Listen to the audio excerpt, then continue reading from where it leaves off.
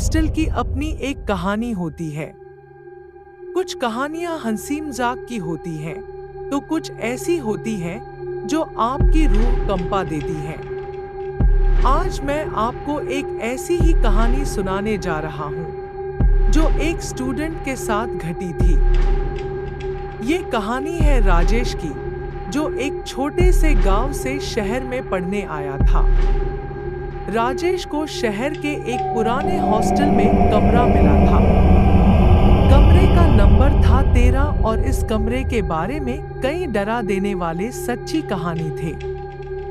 राजेश को इन किस्सों पर यकीन नहीं था। उसने सोचा, ये सब मनगढ़ंत बातें हैं। पहले कुछ दिन सब कुछ सामान्य रहा, पर एक रात राजेश अपनी किताबें पढ़ रहा था। तभी उसे दरवाजे के पास कुछ अजीब सी आवाजें सुनाई देने लगी। उसने सोचा शायद कोई बाहर से गुजर रहा होगा, लेकिन आवाजें लगातार बढ़ती जा रही थी। जब उसने दरवाजा खोला तो वहां कोई नहीं था। वो वापस अपने बिस्तर पर लेट गया और तभी उसे लगा कि कोई उसके बिस्तर के नीचे से निकलने की कोशिश कर रहा है।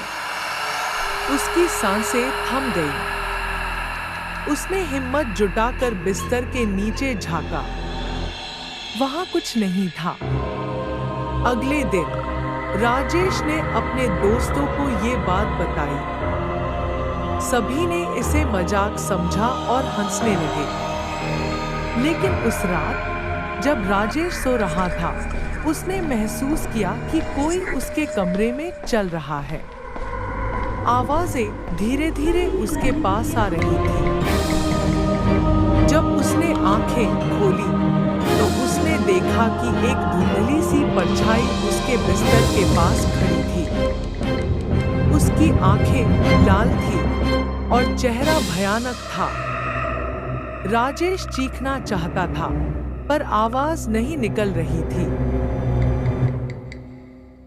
वो परछाई धीरे धीरे गायब हो गई और राजेश को जैसे ही होश आया, वो तुरंत कमरे से बाहर भागा।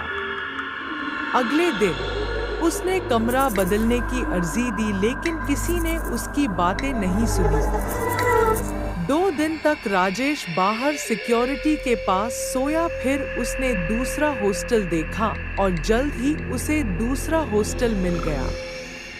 उसके बाद राजेश ने कभी भी उस हॉस्टल की तरफ मुड़कर नहीं देखा। कहते हैं कि वो कमरा आज भी बंद है और जो भी वहां जाने की हिम्मत करता है, उसे अजीब अनुभव होते हैं। तो दोस्तों, कभी-कभी हमें उन कहानियों पर भी यकीन कर लेना चाहिए जो हम सुनते हैं। क्या पता उनके पीछे कोई सच्चाई छुपी हो। अब अगली बार जब आप हॉस्टल में हो, तो कमरे का नंबर जरूर चेक कर लें।